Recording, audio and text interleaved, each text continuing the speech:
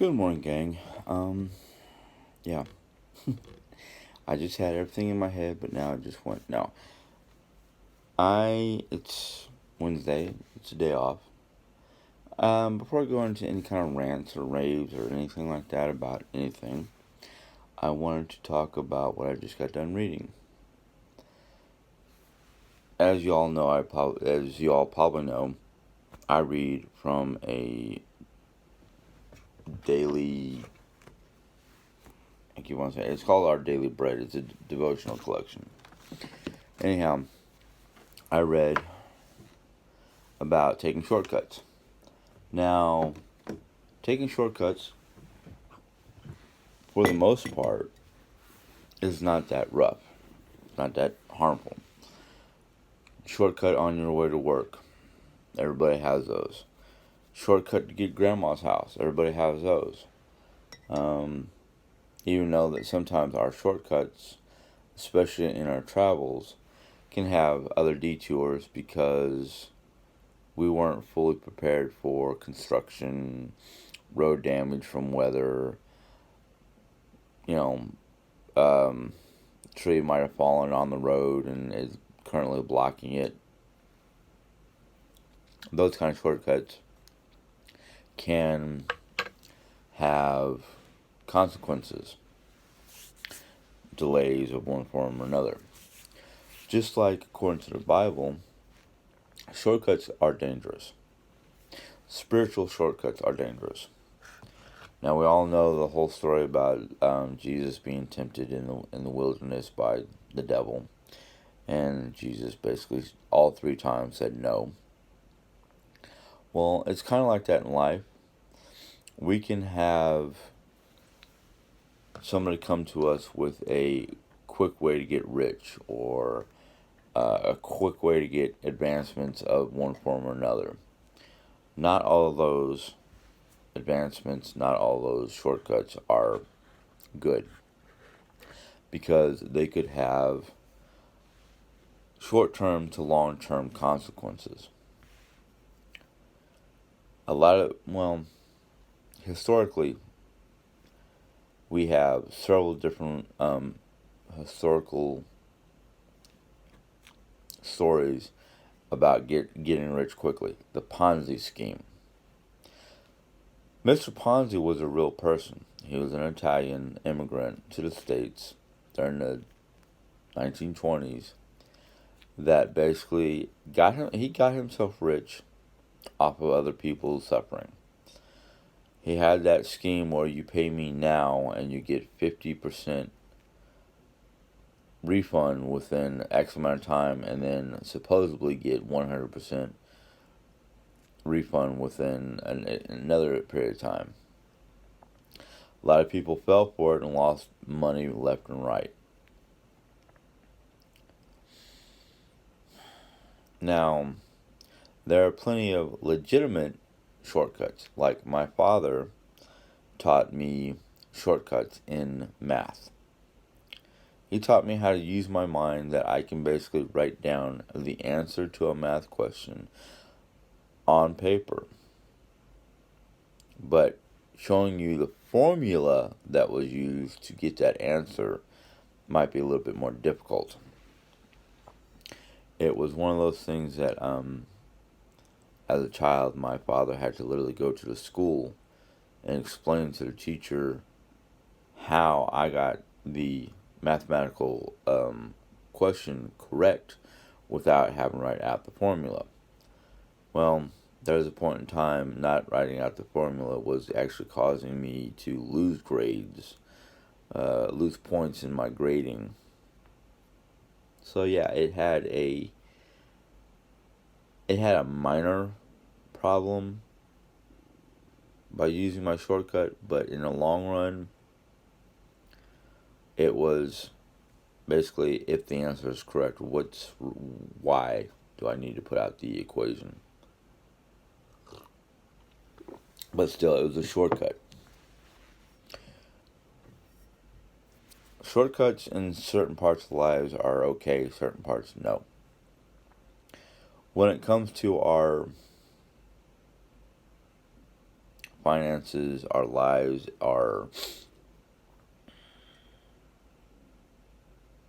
I can't think of the words now. Just the fact that not all shortcuts are acceptable. They can have issues. But that's my take on what I read this morning. Um, Now, if anybody is looking for a devotional collection or basically this book has got month, day, 1 year long devotional collection. I like it. It's got a lot of interesting information. Trying to read where I got this. Trying to remember where I got this. Did I get this at my local Christian store that had to shut down? They shut down their physical bookstore, but I can still go online and get stuff from them. And since I don't recognize this tag, I'm gonna have to say I don't. I think I did get it from my local Christian bookstore, but the date on the back of the tag is 2017, and I don't think I've had it sitting in my collection that long. But anyhow, it's a good book if you decide to get it. It's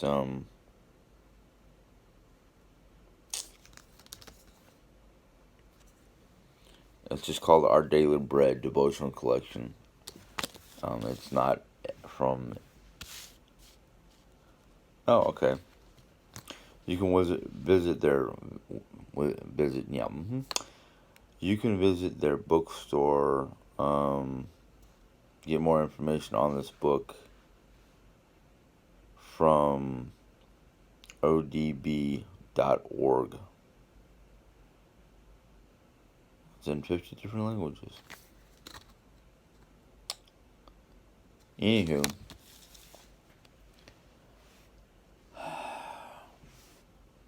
today's our day off, or my day off.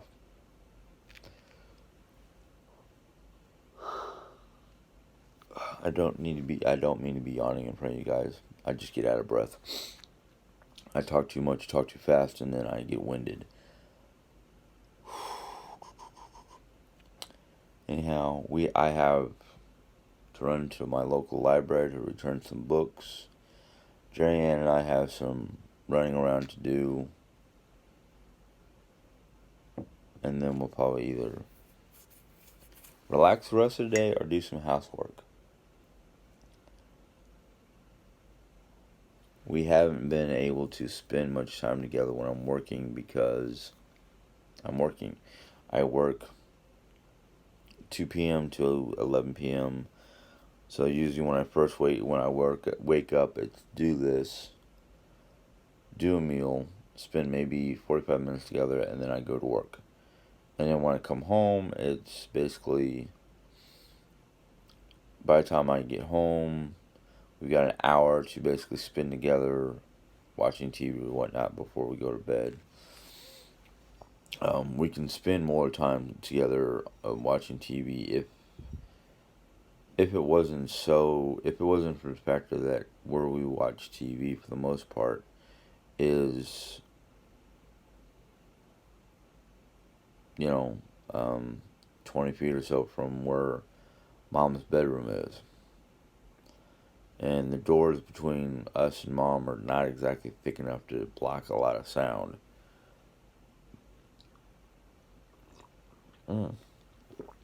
Excuse me.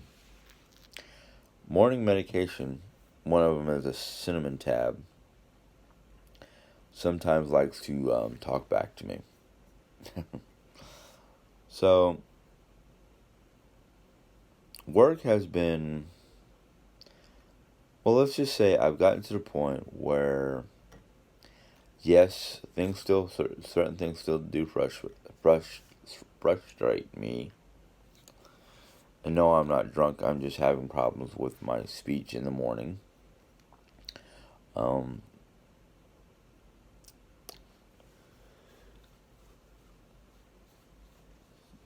Work is so frustrating me because the communication between day and night crews, which includes the manager, is not the best. The communication log, all she writes in there is basically things that she finds that was not done. Okay, I can understand that. Because, yeah, there are sometimes things that people forget for one reason or another. Whether it's they're rushed or, like me, scatterbrained. Because I might be focused on cleaning, then all of a sudden a customer will come in and my focus gets scattered. So I don't blame her for her notes. I sometimes wonder what goes on because, as I've tried to explain to her, there are more people during the daytime by far. The daytime average number of people is anywhere from, including the manager, 5 to 7 people. And at nighttime, there's only 2 on most days, except for maybe weekends. There might be a second kitchen person Friday and Saturday night because Friday and Saturday night are our busiest days. So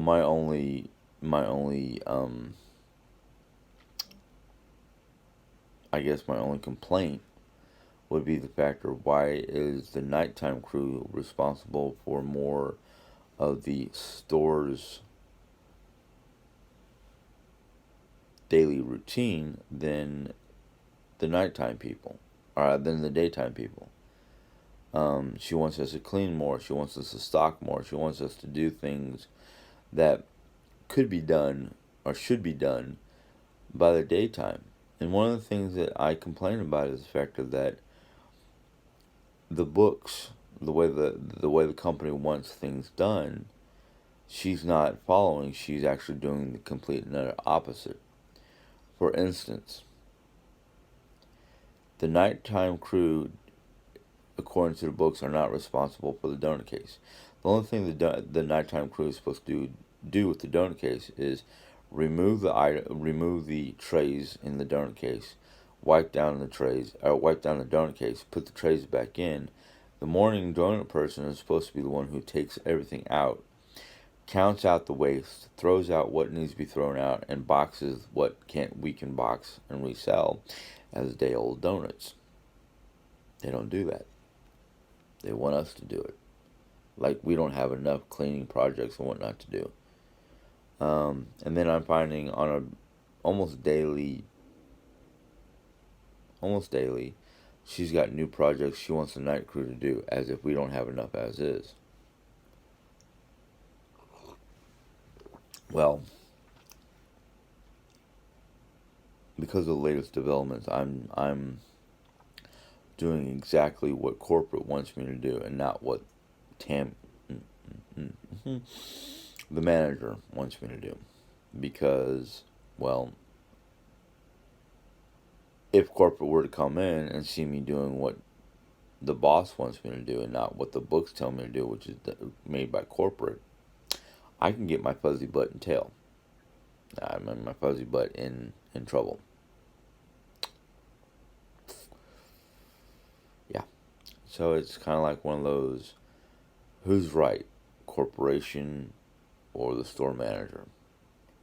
I lean towards corporation because they're the people who pay me, not my manager who claims to be the one who pays me. No. I know better. But anyhow,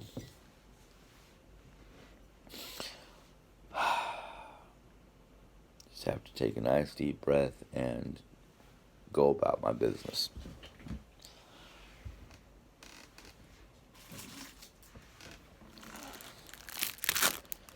Well, I didn't get to do a video yesterday.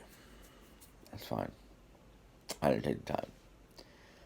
But yesterday I received another one of my gift packages, or wish packages.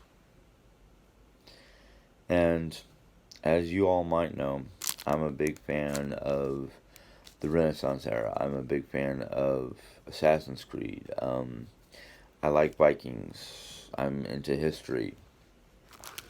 Well, yesterday I got my other phone cover. Yes, people are going to ask, why do you need more one phone cover? I change out my phone cover every so often just because I get tired of one, or like this one, because I've dropped it, is already cracked near where the button goes. Um, this one feels a lot better because it's a full encasing. The only holes in the whole thing is for the camera. The spot where the buttons go has got a protective piece of rubber, soft plastic, whatever you want to call it. So, because this one is already cracked, where the button is, where the power button is, I'm going to probably change this case out just to keep it from being totally destroyed. I've already accidentally destroyed one case. It was just a generic Dollar Tree bought case, but because it was dropped multiple times, it busted. It was a nice one because it had the little slide close where you can put credit cards or something like that instead of having to carry your wallet around all the time. I can easily go out and buy a new one. So that's why I have multiple cases. If you think I'm bad, talk to Jerry-Ann. She's got, I don't know how many. I don't count them. But anyhow, as soon as I get my next wish haul, I will tell you about it. Oh, somebody did ask me about one of my wish hauls, one of my videos, something about returning the item that I didn't like and get my money back. Well, the one item, the one item which was a single earbud. After sitting down looking at the package and reading it, I realized one earbud is not that bad for all the functions it has. Because one, you only use one earbud, which means you leave your other ear open for other sounds, which is good because if you're if you're a driver or a traveler, someone who is in your car a lot or in an environment where you want to hear certain sounds around you, that one's perfect because then you can put it in, you can use it to listen to music, you can use it to talk to whomever on the phone without, using a hand free without totally covering both ears, meaning you can hear the ambulance or the fire truck or the horn or somebody else talking to you, asking you a question, or basically anything where you need to hear. That's perfect for you because then you at least hear whatever else is going on around you. The other thing that I got that I was not exactly happy with because I thought it was an actual blade, not a toy. I have a cousin who I think I'm going to send it to. He lives out in Arizona. He's got a kid. He's got a son. Now he named his son, I think his son is almost 5 years old or something like that. He named his son Akira.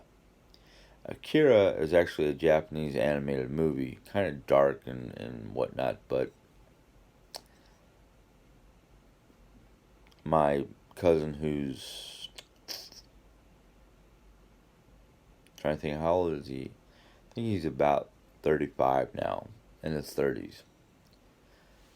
So, and I think they even have a second child, a daughter, but I'm not sure. I have been out of contact with a lot of my Western family members, my Arizona family. I talked to a couple of them on Facebook.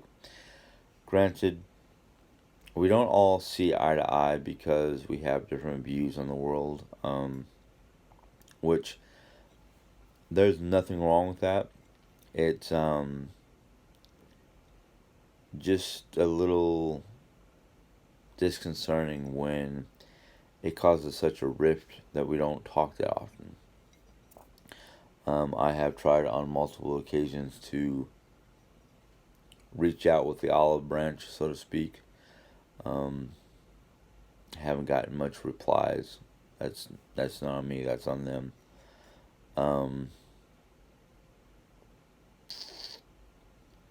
Anyhow, that's my video for today. Wish you all a good day. Be safe. Just keep washing your hands. And, do your best to hopefully avoid the coronavirus. If you enjoyed this video, give it a thumbs up. Any questions or comments, go ahead and put them in the comment box.